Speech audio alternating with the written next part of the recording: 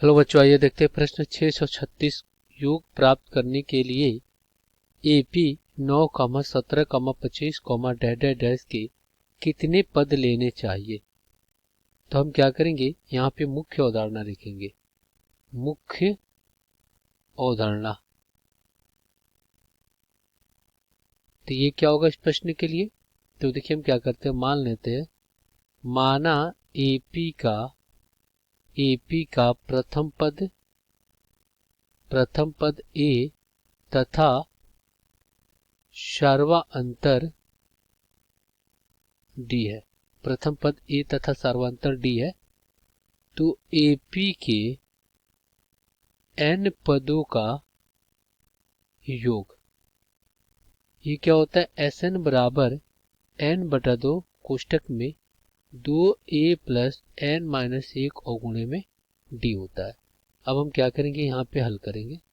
अब यहाँ पे हमें AP दे दिया गया है एक, देखिए ये क्या है, 9, 17, 25, डैश डैश डैश। तो यहाँ पे इसका प्रथम पद A क्या हो जाएगा, 9 हो जाएगा। D क्या हो जाएगा, द्वितीय पद माइनस प्रथम पद। तो D बराबर क्या हो जाएगा, 17 माइनस 9। तो D हमें कितना मिल गया, 8 मिल गया।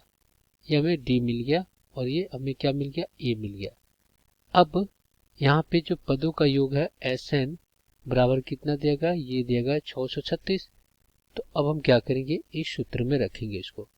तो देखिए क्या हो जाएगा, ये हो जाएगा 636 बराबर बराबर क्या हो जाएगा, n बटा 2 और कोष्टक में, यहाँ पे बड़े कोष्टक में 2 गुणे 9 और प्लस n माइनस 1 और गुणे में क्या हो जाएगा, 8 हो जाएगा। ये कोष्टक बंद। तो यहाँ पे देखिए अगर हम इसका गुणा कराते हैं तो क्या हो जाएगा, 9 दूना 18, 8n माइनस 8। तो यहाँ पे क्या हो जाएगा, ये हो जाएगा 636 और ये हो जाएगा n बटा 2 और अंदर क्या हो जाएगा 8n और देखिए 18 में से 8 गया कितना बचा, 10। तो ये हो जाएगा प्लस में 10। तो यहाँ से क्या हो जाएगा, देखिए यहाँ पे 636 बराबर यहाँ पे क्या हो जाएगा, अगर हम यहाँ से 2 बाहर लेते हैं कट जाएगा। तो 4n का वर्ग प्लस में कितना हो जाएगा, 5n। तो यहाँ पे आपका 4n का वर्ग प्लस 5n और माइनस कितना 636 बराबर 0। अब प्रथम पद का गुणा आखिरी पद से कर देंगे तो माइनस 2544 n का वर्ग हो जाएगा। अब हम क्या करेंगे, इसको 2 भागों में इस प्रकार तोड़ेंगे, गुणा करने पे इतना जाए, योग करने पर 5n आ जाए। तो हो जाएगा 53n और गुणे में क्या हो जाएगा, ये हो जाएगा माइनस 48n। तो ये हो जाएगा माइनस कितना हो जाएगा, ये हो जाएगा 2544n का वर्ग और यहाँ से क्या हो जाएगा 53n माइनस 48n बराबर में 5n। तो ये कितना हो जाएगा, 4n का वर्ग प्लस 53n और माइनस 48n और माइनस 636 बराबर 0। तो यहाँ से n अगर बाहर लेते हैं तो 4n प्लस 53 और माइनस, अगर हम यहाँ पे सिर्फ 12 बाहर लेते हैं तो क्या हो जाएगा, ये हो जाएगा 4n प्लस कितना हो जाएगा, ये हो जाएगा 53 बराबर आपका 0।